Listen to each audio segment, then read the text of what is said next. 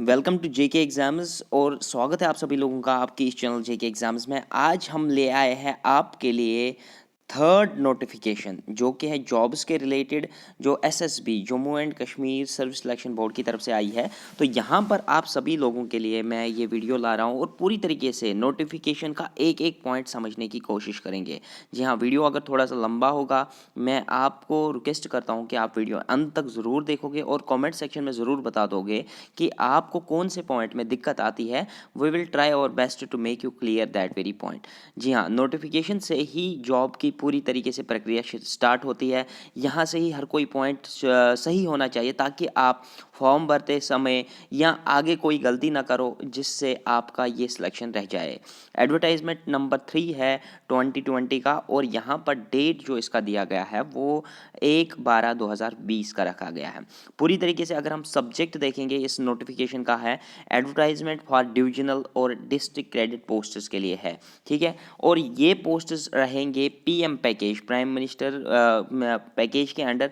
किन के लिए? कश्मीरी माइग्रेंट्स के लिए और कश्मीरी नॉन माइग्रेंट पंडित्स के लिए।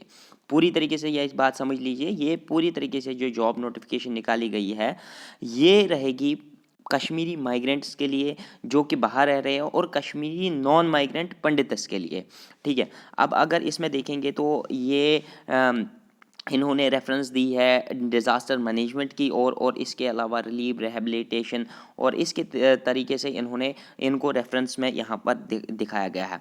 यहाँ पर सबसे ज़रूरी बात यहाँ पर जो देखी गई है वो है date of commitment for submission of online application forms, यानी कि आप कब से ऑनलाइन एप्लीकेशन फॉर्म्स की जो स्टार्ट डेट है वो रहेगी 7/12, यानी कि 7 दिसंबर से आप फॉर्म भर सकते हो। कल की तारीख से आपने फॉर्म स्टार्ट किए होंगे भरने के लिए और आपकी लास्ट डेट जो रहेगी वो 21/12/2020 तक रहने वाली है।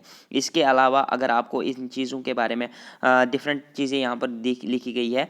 एनेक्जर ए में यहाँ पर नेम ऑफ द पोस्ट के किस तरीके से रहने वाला है, डिवीजन वाइज डिस्ट्रिक्ट वाइज किस तरीके, पे लेवल, कैटेगरी वाइज और इस तरीके से मतलब क्वालिफिकेशन का ब्रेकआउट दिया गया है। एनेक्जर बी में क्राइटेरिया फॉर सिलेक्शन दिया गया है। एनेक्जर सी में आपको सर्टिफिकेट्स रिगार्डिंग फिजिकल लिमिटेशंस के बारे में दिया गया है और एनेक्जर डी में letter for undertaking for using own scribe, मतलब वो चीज़ें सारी मैं समझाने वाला हूँ अभी थोड़ी देर में आपको। एनेक्जर ए, बी और सी और डी पूरी तरीके से समझने की कोशिश करेंगे। यहाँ पर सबसे बड़ी खुशखबरी कश्मीरी पंडित्स और नॉन माइग्रेंट पंडित्स के लिए ये है कि यहाँ पर पूरी तरीके से 1997 टोटल नंबर ऑफ पोस्ट जो एडवर्टाइज किए गए हैं इस नोटिफिकेशन के अंडर।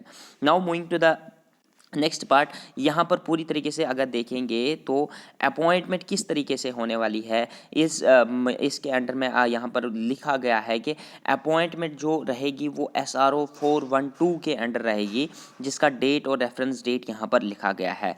और सिलेक्शन जो कैंडिडेट्स की होगी उसमें एलिजिबल रहेंगे जम्मू एंड कश्मीर के माइग्रेंट्स, ठीक है, जम्मू एंड कश्मीर के माइग्रेंट्स और इसके अलावा नॉन माइग्रेंट्स जो कश्मीरी पंडित्स हैं वो इसके लिए फॉर्म भर सकते हैं। और टोटल नंबर ऑफ पोस्ट्स मैंने यहाँ पर फिर से बताने की कोशिश करता हूँ, यहाँ पर टोटल नंबर ऑफ पोस्ट्स जो है 1997 रहने वाले हैं, यानी कि 2000 के करीब पोस्ट्स एडवर्टाइज हो गए हैं। तो यहाँ पर अगर देखा जाए तो माइग्रेंट्स कौन कहलाएंगे, मतलब माइग्रेंट्स SRO 412 ऑफ 2009 के अंडर जिनको कश्मीरी माइग्रेंट्स का मतलब दर्जा दिया गया है। और कश्मीरी पंडित्स कौन है जिनको SRO 425 ऑफ 2017 के अंडर मतलब पूरी तरीके से उनको ये दर्जा मिला है। तो यहाँ पर अगर यहाँ पर डोमिसाइल देखेंगे कि कौन से मतलब किस तरीके से अप्लाई कर सकते हैं, तो डोमिसाइल आपको पूरी तरीके से डोमिसाइल राइट्स ऑलरेडी नोटिफिकेशंस में आ चुके हैं। जो डोमिसाइल पॉलिसी आई थी सरकार की तरफ से वही डोमिसाइल पॉलिसी यहाँ पर भी एप्लीकेबल रहेगी।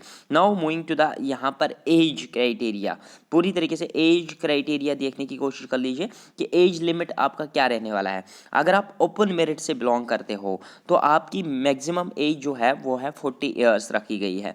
मिनिमम 18 साल की होगी और मैक्सिमम 40 ईयर्स। और वो कब आप कैलकुलेट कर सकते हो, 1/1/1980 से पहले आपका जन्म नहीं होना चाहिए और 1 1/1/2002 के बाद आपका जन्म नहीं होना चाहिए, यानी कि पूरा मिनिमम एज 18 साल रखा गया है और मैक्सिमम एज जो है वो 40 साल का रखा गया है। लेकिन रेफरेंस डेट इन्होंने 1/1/1980 और 1/1/2002 रखा है, लोअर एज लिमिट और अपर एज लिमिट। अब अगर एससी कैटेगरी की बात करेंगे तो 43 ईयर्स मैक्सिमम एज लिमिट रखा गया है, एसटी के लिए 43 ईयर्स रखा गया है, आरबीए के लिए 43 ईयर्स रखा गया है, ALC actual line of control या आईबी के लिए 43 ईयर्स रखा गया है। इसके अलावा ये जो आईबी इंटरनेशनल बॉर्डर्स आते हैं उसके लिए भी 43 रखा गया है। ईडब्ल्यूएस इकोनॉमिकली वीकर सेक्शंस जिसकी सर्टिफिकेट मतलब होनी चाहिए आपके पास, तो वो SEBC socially economically and backward classes जो होते हैं उसमें 43 रखा गया है। पीएसपी पहाड़ी स्पीकिंग पीपल, मैं हर नोटिफिकेशन में ये बात बता रहा हूँ कि इनके लिए रिजर्वेशन है और यहाँ पर भी इनको मैक्सिमम एज 43 रखी गई है। ओएससी अदर सोशल कास्ट जो है उनके लिए भी 43 मैक्सिमम एज लिमिट रखी गई है। तो यहाँ पर रेफरेंस डेट आप अकॉर्डिंगली देख सकते हो कि किस कास्ट के लिए कौन सा, किस कैटेगरी के लिए कौन सा रेफरेंस डेट रहेगा। अब अगर यहाँ पर फिजिकली चैलेंज्ड पर्सनस के लिए 42 ईयर्स, जो एक्स सर्विसमैन उनके लिए बड़ी रिलैक्सेशन दी गई है, 48 ईयर्स की उनके लिए रिलैक्सेशन है, यानी कि मैक्सिमम एज उनकी 48 ईयर्स तक हो सकती है। और गवर्नमेंट सर्विस कंट्रैक्चुअल एम्प्लॉयज़ जो है उनके लिए 40 ही ईयर्स रखी गई है। अब अगर यहाँ पर क्वालिफिकेशन रिक्वायर्ड जो है वो एनेक्चर ए में, मैंने पहले ही बताया था कि एनेक्चर ए में वो डिस्कस कर लेंगे। तो यहाँ पर ज़रूरी चीज़ यहाँ पर आप देख लीजिए कि आपका जो भी क्वालिफिकेशन सर्टिफिकेट होगा वो 21/12/2020 यानी कि 21/12/2020 के अंडर, उससे पहले पहले आपका पासिंग सर्टिफिकेट वैलिड रहेगा। उसके बाद अगर आपका रिजल्ट निकलता है या कोई भी चीज़ आता है वो आपका एंटरटेन नहीं किया जाएगा। और यहाँ पर इक्विवेलेंट सर्टिफिकेट, अगर किसी के पास इक्विवेलेंट क्वालिफिकेशन की कोई भी डिग्री है या कोई भी डिप्लोमा है या कोई भी ऐसा कोर्स किया है जो उसका इक्विवेलेंट, उसके लिए उनको अंडरटेकिंग लानी पड़ेगी उस बोर्ड से जहाँ से उन्होंने वो एग्ज़ाम पास किया हुआ हो। अब यहाँ पर ज़रूरी चीज़ जो है डिप्लोमास डिग्री ऑब्टेन, ये जो मैंने अभी बताया आपको कि ये आपका 21/12/2020 से पहले पहले आपका होना चाहिए। रिजर्वेशन जो दी जाएगी शेड्यूल कास्ट्स को दी जाएगी, शेड्यूल ट्राइब को दी जाएगी, ईडब्ल्यूएस को दिया जाएगा, पीडब्ल्यूडी को दिया जाएगा, पीएसपी को दिया जाएगा। तो वो रिजर्वेशन पॉलिसी SO 127 ऑफ 2020 के अंडर जो SO 127 डेटेड है ना, SO 127 डेटेड जो रिजर्वेशन पॉलिसी है वो यहाँ पर भी एप्लीकेबल रहेगी। तो इसके अलावा जहाँ पर मोटे मोटे पॉइंट्स को हम यहाँ पर डिस्कस करने जा रहे हैं, तो ये पोस्ट जो है वो पूरी तरीके से मतलब रिजर्वेशन पॉलिसी को फॉलो करेंगे, ये भी यहाँ पर रखा गया है। हॉरिजॉन्टल रिजर्वेशन रहने वाली है, यानी कि मतलब मैंने पूरी तरीके से आपको रिजर्वेशन पॉलिसी के लिए अलग सा वीडियो बनाया हमने, तो वो आप अगर आपको वो देखना है कि किस तरीके से कितने % की रिजर्वेशन चाहिए आपको, तो उसमें हमने क्लियरली हर कोई पॉइंट आपको समझाया है। नाउ मूविंग टू द मतलब नेक्स्ट थिंग, यहाँ पर पूरी तरीके से जानने की कोशिश कर लेते हैं। तो एप्लीकेशन फ़ीस जो आपको इस नोटिफिकेशन के लिए रहने वाला है वो रहने वाला है 350 रुपीज़, ओनली 350 रुपीज़। इसमें कोई टैक्स नहीं कटता है, कोई भी चीज़ नहीं है। 350 रुपीज़ आपको पे करने पड़ेंगे टुवर्ड्स मतलब गवर्नमेंट, ताकि आप ये फॉर्म भर सको। तो पूरी तरीके से प्रक्रिया यहाँ पर देखते हैं। आप online fees net banking, debit card, credit card वगैरह से भी, UPI से भी भर सकते हो। अब अगर यहाँ पर देखेंगे तो आप कहाँ से भर सकते हो, www.ssbjk.org की साइट पे आपको एक मतलब पहले अगर आपका अकाउंट बना हुआ है तो आपको सिंपली लॉगिन करके अप्लाई नाउ पे क्लिक करना है और फॉर्म भरना है। अगर आपका अकाउंट नहीं बना है उस पर, तो आपको सबसे पहले अपना अकाउंट क्रिएट करना है अपनी ईमेल आईडी, पासवर्ड और अपने नेम डिटेल्स के साथ। उसके बाद अप्लाई पे क्लिक करके वो हम नेक्स्ट वीडियो में आपको बता देंगे कि किस तरीके से आपको अप्लाई करना है। यहाँ पर सेंटर्स ऑफ एग्जामिनेशन के लिए यहाँ पर ज़रूरी पॉइंट ये है कि अभी तक कोई भी एग्जामिनेशन सेंटर इन्होंने नोटिफाई नहीं किया है और इन्होंने कहा है कि वो सेपरेटली आपको बताया जाएगा और उसमें कोई भी change whatsoever reason will be entertain नहीं किया जाएगा। मतलब जो भी एग्जामिनेशन सेंटर आपको दिया जाएगा, आपको उसी एग्जामिनेशन सेंटर में एग्ज़ाम देने के लिए जाना है। अगर आप कुछ भी करोगे तो वो आपका एंटरटेन नहीं किया जाएगा कि आपका एग्जामिनेशन सेंटर चेंज हो। मोटा पॉइंट है यहाँ पर। अब अगर स्कीम ऑफ एग्जामिनेशन जो रहने वाली है वो आपका, यानी कि स्कीम ऑफ सिलेक्शन भी अगर हम कहेंगे तो वो यहाँ पर अच्छे तरीके से डिफाइन किया गया है कि ऑब्जेक्टिव टाइप और मल्टीपल चॉइस क्वेश्चंस आपके रहने वाले हैं। तो अगर क्वेश्चन पेपर का मीडियम ऑफ लैंग्वेज देखेंगे तो वो खाली इंग्लिश लैंग्वेज में ही आपको पूछा जाएगा। और यहाँ पर सबसे बड़ी बात यहाँ है ये है कि आपको नेगेटिव मार्क्स 0.25 यानी कि 1/4, अगर आपके एक क्वेश्चन गलत होते हैं तो 0.25 मार्क्स आपका डिडक्ट किया जाएगा। यानी कि नेगेटिव मार्क्स का खास ख्याल रख लीजिए। और आंसर की आपको बोर्ड के द्वारा दी जाएगी आफ्टर कंप्लीटिंग योर एग्जामिनेशन। तो इसके अलावा यहाँ पर एक ज़रूरी पॉइंट ये है कि अगर डिफरेंट शिफ्ट्स में एग्ज़ाम होता है तो आपका जो फाइनल स्कोर होगा वो नॉर्मलाइजेशन के तरीके से डिफाइन किया जाएगा। नॉर्मलाइजेशन के लिए हमने सेपरेट वीडियो बताया है, उसके लिए ज़रूरी वो वीडियो देख लेना, नहीं तो आपकी सिलेक्शन छोटे से छोटी गलती से रह सकता है। तो for understanding the concept of normalization, वो वीडियो की लिंक मैं डिस्क्रिप्शन में दे रहा हूँ, वो ज़रूर देख लीजिए। Normalization is a very important and मतलब very important concept if you are going for this examination. मतलब अगर आप इस एग्जामिनेशन के लिए जा रहे हो तो आपको नॉर्मलाइजेशन का कंसेप्ट सीखना ज़रूरी है। अब अगर सिलेबस के बारे में बात करेंगे तो सिलेबस सेपरेटली आपको अनाउंस किया जाएगा सिलेबस के बारे में। अब यहाँ पर पूरी तरीके से अगर देखेंगे तो आपका जो एग्ज़ाम रहेगा, ठीक है, एग्ज़ामिनेशन के बाद आपको जो पॉइंट्स होंगे वो 100 पॉइंट्स में कन्वर्ट किए जाएंगे। आपके एग्ज़ामिनेशन के मार्क जो है वो 100 पॉइंट्स में कन्वर्ट किए जाएंगे और उसमें आपको डिफरेंट चीज़ें मतलब डिफरेंट फैक्टर्स को कंसिडर करके आपका फाइनल मेरिट लिस्ट बनाया जाएगा जो पॉइंट बेस्ड होगा। और उसमें टोटल नंबर ऑफ पॉइंट्स कितने रहने वाले हैं? 100 पॉइंट्स रहने वाले हैं। अब अगर यहाँ पर पूरी तरीके से बात करेंगे कि आपके लिए मतलब आइडेंटिफिकेशन डॉक्यूमेंट्स इन्होंने आधार कार्ड, प्रिंट आउट और voter ID card, driving licence, PAN card, passport, school college university I card, employ I card, ये अगर आपके पास है तो वो आपके आइडेंटिफिकेशन डॉक्यूमेंट्स के तौर पर यूज़ हो सकते हैं। यहाँ पर एक ज़रूरी चीज़ यहाँ पर मैं बताना जा रहा हूँ आपको, वो ये है कि डॉक्यूमेंट वेरिफिकेशन के टाइम पे जो भी आपके डॉक्यूमेंट्स होंगे, आपकी मार्कशीट्स ऑफ क्वालिफिकेशन जो भी आपने प्रेस्क्राइब की होगी एज पर द एडवर्टाइजमेंट, तो आपका वो लगेगा। मैट्रिक का DOB date of birth certificate आपका ज़रूरी है। कास्ट कैटेगरी सर्टिफिकेट अगर आप किसी से बिलोंग करते हो तो वो आपका ज़रूरी है। Migrant certificate issued by the relief and rehabilitation commissioner, जो उन्होंने माइग्रेंट सर्टिफिकेट आपको दी है वो ज़रूरी है। इसके अलावा डोमिसाइल सर्टिफिकेट आपके पास होनी ज़रूरी है। अब अगर यहाँ पर मैंने ये भी बताया आपको कि आइडेंटिटी प्रूफ के लिए आपके पास डॉक्यूमेंट आधार कार्ड का प्रिंट आउट होना चाहिए या आधार कार्ड होना चाहिए, वोटर आईडी कार्ड होना चाहिए, ड्राइविंग लाइसेंस होनी चाहिए या पैन कार्ड होना चाहिए। इनमें से एक भी डॉक्यूमेंट अगर आपके पास है तो आपके आइडेंटिफिकेशन के डॉक्यूमेंट्स कंप्लीट हो जाते हैं। इसके अलावा passport, school college university I card, employ I card, ये मैंने आपको पहले ही बता दिया है। यहाँ पर अगर पूरी तरीके से देखेंगे फॉर एक्स सर्विसमैन से अगर कोई बिलोंग करता है एक्स सर्विसमैन की कैटेगरी से तो उनको डिस्चार्ज सर्टिफिकेट होनी चाहिए उनके पास। तो इसके अलावा नो ऑब्जेक्शन सर्टिफिकेट भी उनके पास होनी चाहिए। अब यहाँ पर अगर पूरी तरीके से देखेंगे, अगर कोई भी मतलब स्टूडेंट देखा जाएगा कि एग्ज़ाम के दौरान कोई भी मतलब किसी भी प्रक्रिया की इरेगुलरिटी अगर उसमें है या कोई भी अनफेयर मीन्स उसके पास पाया गया तो उसको एग्जामिनेशन से रेफ़र किया जाएगा, उसकी सिलेक्शन प्रोसेस उस वक्त ही रोकी जाएगी। तो यहाँ पर कुछ स्टेप्स दिए गए हैं जो आपको पूरी तरीके से आपको इंश्योर करने हैं अगर आप इन पोस्ट्स के लिए अप्लाई करते हो। तो candidate are advised to go through instructions given in the notice of examination very carefully. पूरी तरीके से कहा गया है कि नोटिफिकेशन को ध्यान से पढ़ लीजिए और यहाँ पर नेम और डेट ऑफ बर्थ जो है वो पूरी तरीके से आपको मैट्रिकुलेशन सर्टिफिकेट से ही देखने पड़ेंगे।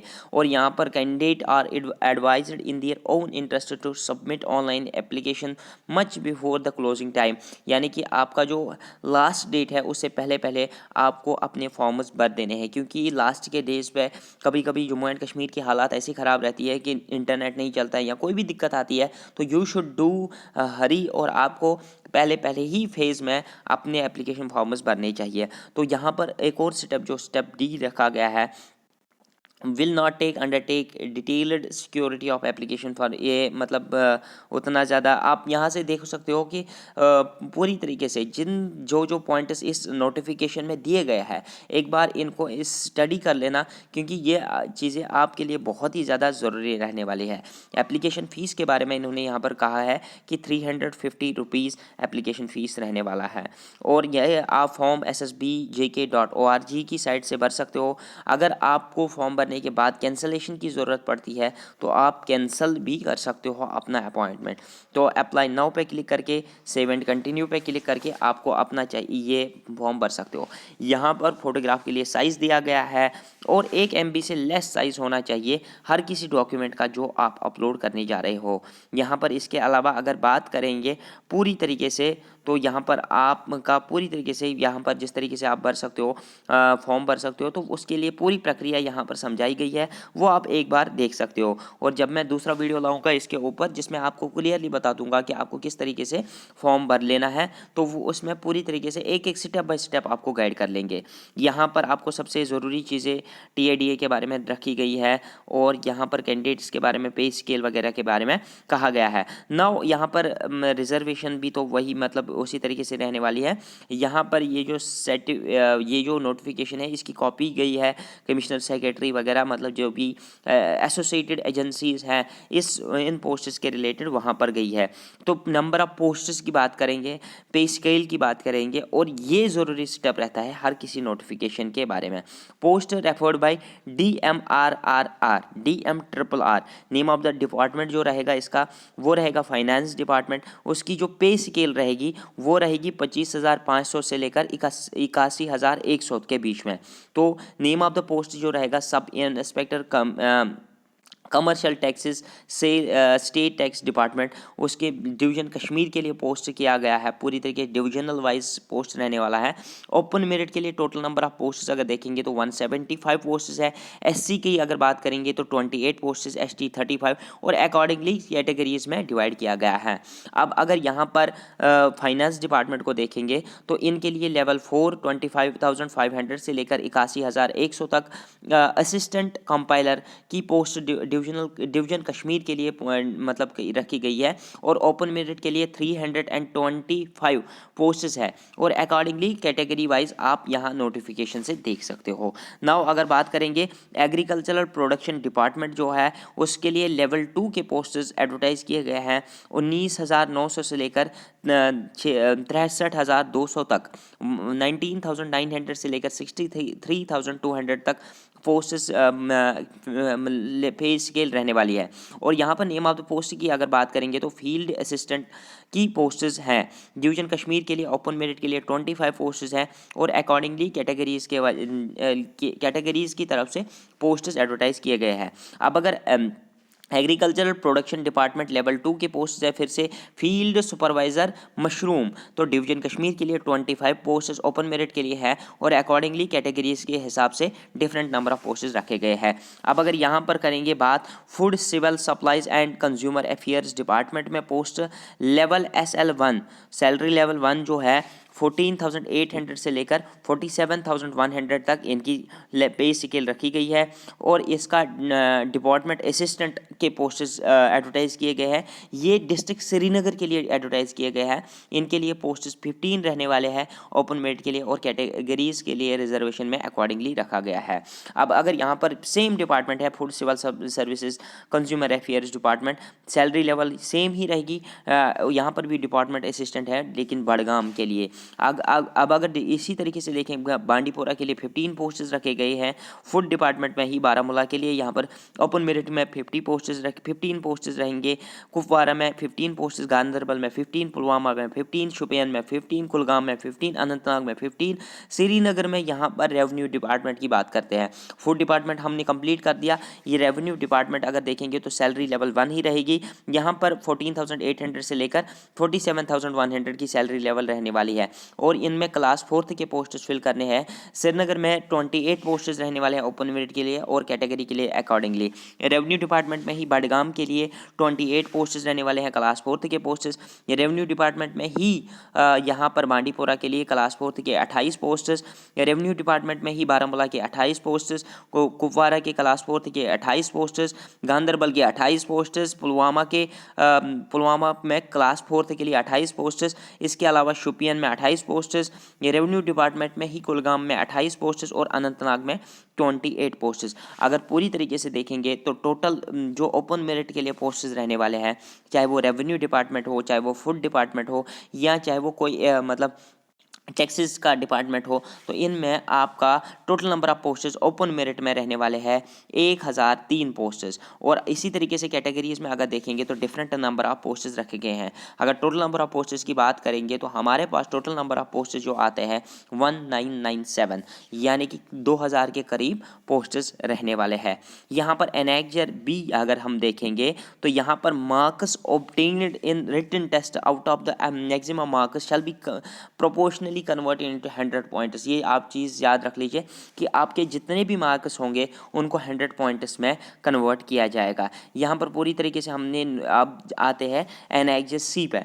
एनेक्जर सी में क्या कहा गया है, अगर कोई एग्जाम मतलब कोई भी मतलब फिजिकली मतलब अगर किसी के पास फिजिकल मतलब डिसएडवांटेज है, कोई भी फिजिकली डिसएडवांटेज्ड पर्सन है, तो उसको स्पेशली एबल्ड पर्सन भी कह सकते हैं, तो उसको अगर एग्जामिनेशन में लिखने की ज़रूरत पड़ती है तो उसको ये सर्टिफिकेट डाउनलोड करके इसमें पूरी तरीके से signature of specialized doctor, government health care institution से एक सील और सिग्नेचर होना चाहिए। तो पूरी तरीके से उसके बाद मेडिकल सुपरिटेंडेंट से भी इस पे सिग्नेचर होना चाहिए। पूरी तरीके से ये सर्टिफिकेट उसके पास होनी चाहिए, तब ये सर्टिफिकेट उसको फॉर्म भरने के साथ साथ फिल करनी होगी, तब जाके उसको एग्जामिनेशन में नॉमिनी हो सकता है। और इसके अलावा यहाँ पर letter of undertaking for using own scribe के लिए ये लेटर मतलब आपको प्रिंट आउट निकालनी है।